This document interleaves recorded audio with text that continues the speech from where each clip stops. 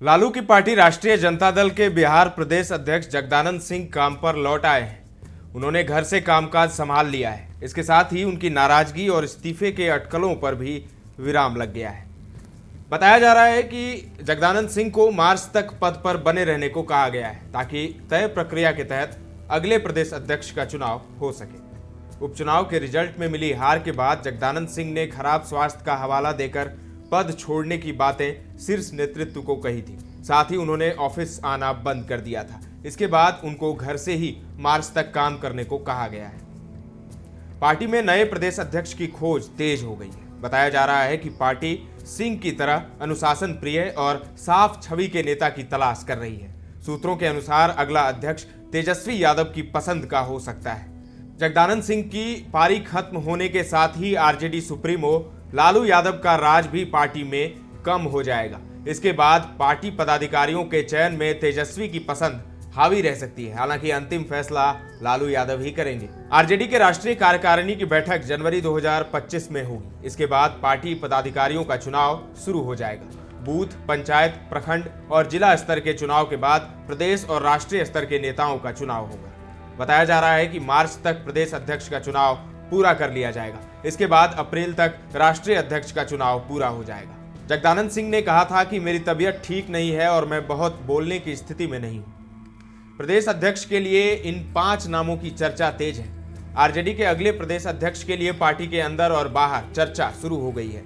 अब्दुल बारी सिद्दीकी, रितु जायसवाल, आलोक मेहता, रणविजय साहू और शिवचंद्र राम का नाम आगे है। सूत्रों के अनुसार इन 5 नामों में से नया अध्यक्ष हो सकता है। अब कौन कौन है रेस में, उनका क्या मजबूत पक्ष है और क्या कमजोर पक्ष है, चलिए जानते हैं। अब्दुल बारी सिद्दीकी, मजबूत पक्ष इनका यह है कि लालू यादव के बेहद भरोसेमंद हैं, पार्टी का मुस्लिम चेहरा है, अनुभवी हैं और समझदार नेता की छवि है। कमजोर पक्ष है W और M फैक्टर। चुनाव से पहली पार्टी MY छवि से बाहर निकलना चाहती है और अधिक उम्र। शिवचंद्र राम, इनका मजबूत पक्ष है कि पार्टी का दलित चेहरा है, तेजस्वी के भरोसेमंद है और मंत्रालय से लेकर संगठन तक का अनुभव है इनको। कमजोर पक्ष ये है कि लोकसभा के 2 चुनाव हार चुके हैं, प्रदेश स्तर पर पहचान की कमी है। आलोक मेहता, इनका मजबूत पक्ष है कि पार्टी के कुशवाहा जाति से आते हैं। चेहरा इनका जो है वो कुशवाहा जाति से है और आप जानते हैं कि बिहार में जो लवकुश समीकरण है वो कितना काम करता है। लोकसभा चुनाव में भी हमने देखा जिस तरीके से लालू ने कुशवाहा समाज को तरजीह दी और उसका नतीजा भी उन्हें मिला। आलोक मेहता अनुभवी हैं, लालू परिवार के भरोसेमंद हैं, संगठन की अच्छी समझ है, तेजस्वी के पसंद है। कमजोर पक्ष है, लोकसभा में पार्टी ने कुशवाहा को अपना नेता बनाया। 2 पद पर एक जाति को देने से संतुलन बिगड़ भी सकता है।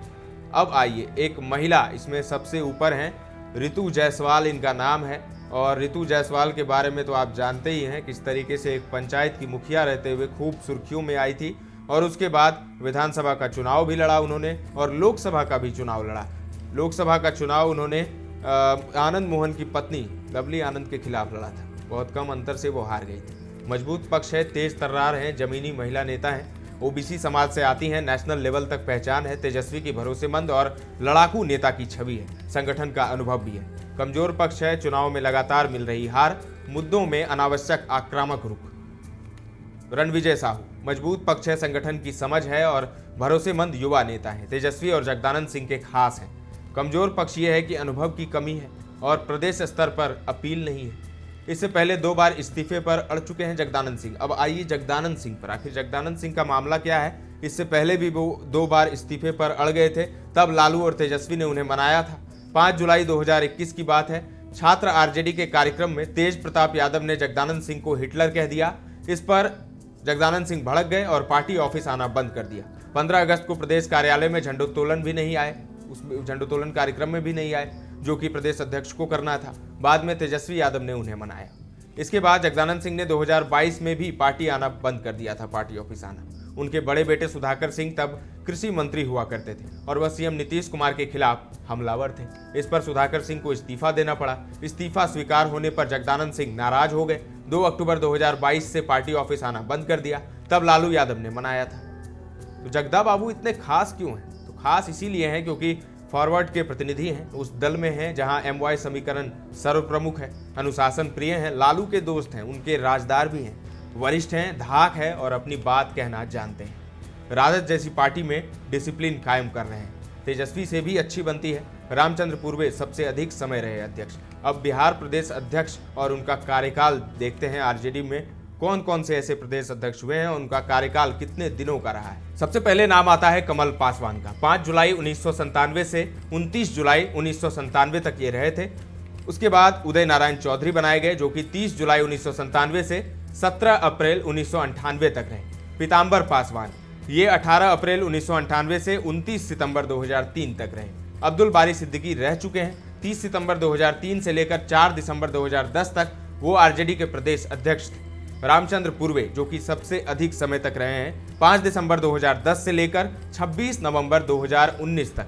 अब उसके बाद जगदानंद सिंह बनाए गए थे। 27 नवंबर 2019 से अभी तक जगदानंद सिंह प्रदेश अध्यक्ष बने हुए हैं। राजनीतिक विश्लेषकों का ये मानना है, वो कहते हैं कि जगदानंद सिंह ने राजनीति में लंबे समय से अपनी सक्रियता बनाए रखी है। सरकार से लेकर पार्टी के संगठन में महत्वपूर्ण भूमिका निभाई है। अभी जो स्थितियां हैं उसमें नई पीढ़ी को मौका दिया जाना चाहिए। आगे की लड़ाई के लिए पद दिया जाना चाहिए। तो अब देखना होगा कि आरजेडी के नए प्रदेश अध्यक्ष कौन बनते हैं। आपको क्या लगता है, आरजेडी के नए प्रदेश अध्यक्ष कौन बनेंगे? क्या रितु जायसवाल आरजेडी की नई प्रदेश अध्यक्ष बन जाएंगी? कमेंट करके हमें जरूर बताएं। फिलहाल के लिए इतना ही। ताजा तरीन खबरों का सिलसिला लगातार जारी है। देखते रहें दर्श न्यूज।